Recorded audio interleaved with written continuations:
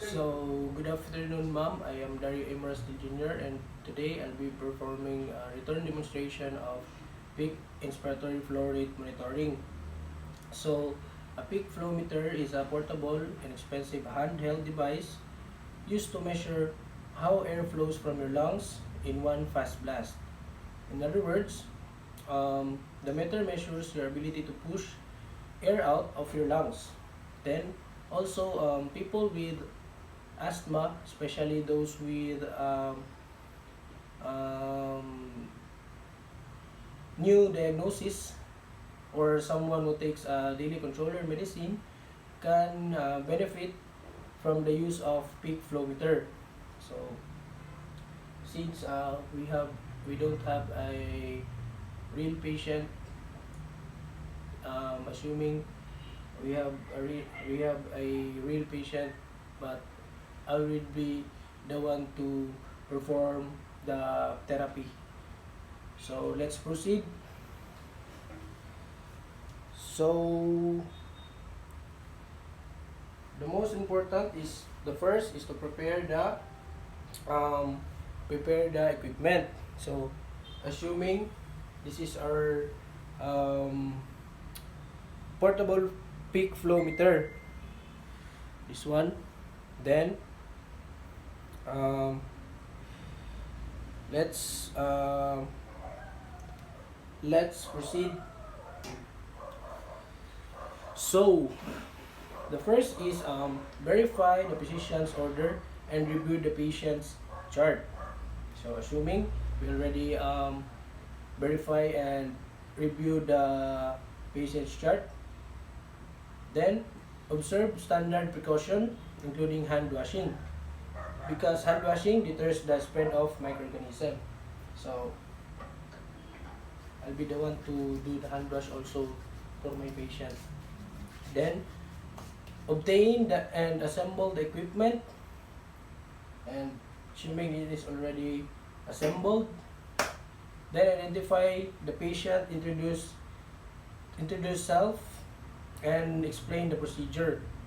So an explanation of the procedure relieves the patient's anxiety about procedure and to encourage cooperation and participation. So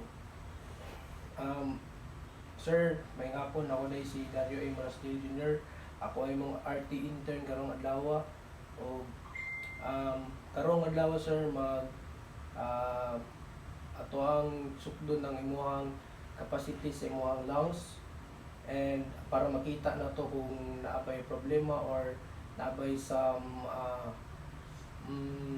kulang na nade sa sulod or kanang atong makita para atong maayo sir. So magaidan po ta sir para ma-update ta kung unsa jud ang nasa to ang sulod sa lungs. So okay na ba na si mo sir? Then obtain baseline assessment findings. Then the next one is position the patient properly and instruct the patient to stand up straight if not contraindicated, to facilitate maximum lung compliance.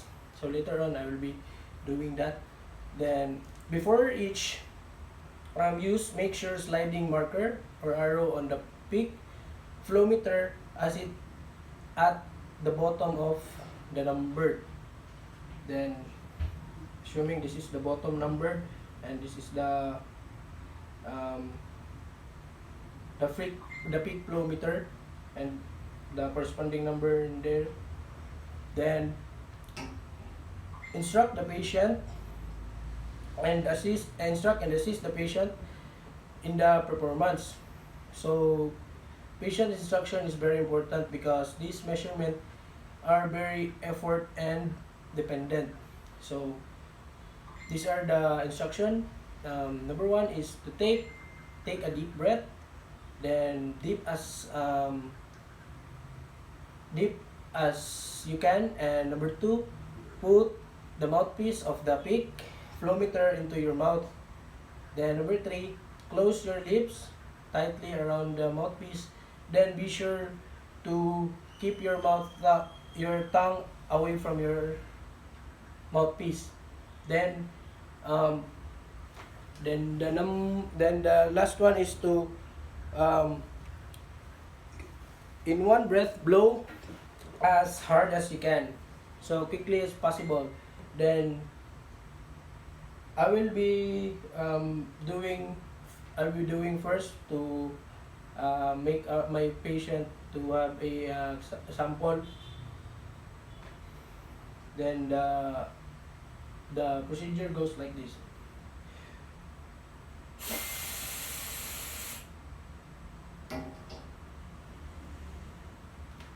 Then assuming he is already know how to do that, then the force of air coming out from your lungs are causes the marker to move along the numbered scale.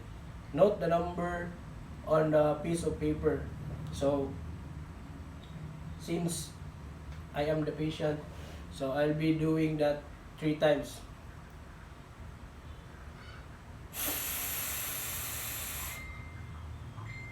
Then since it is already um, tested and doing already the therapy in 3 times, then um, repeat the entire routine 3 times. So we already repeat.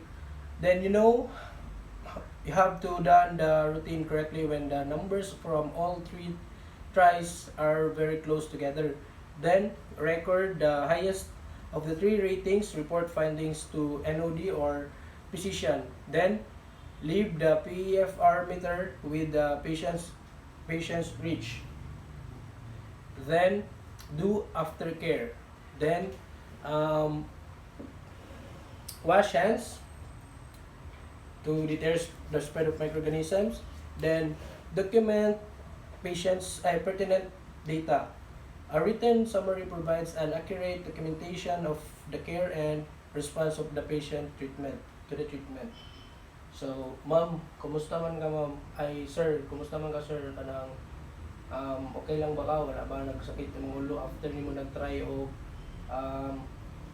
katulon na deep breath sa imong nabuhat karon?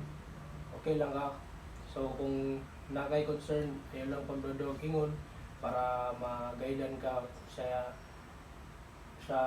mag-guidean ti ka. So, salamat kay sir sa imong pag-participate and God bless. So, that's it.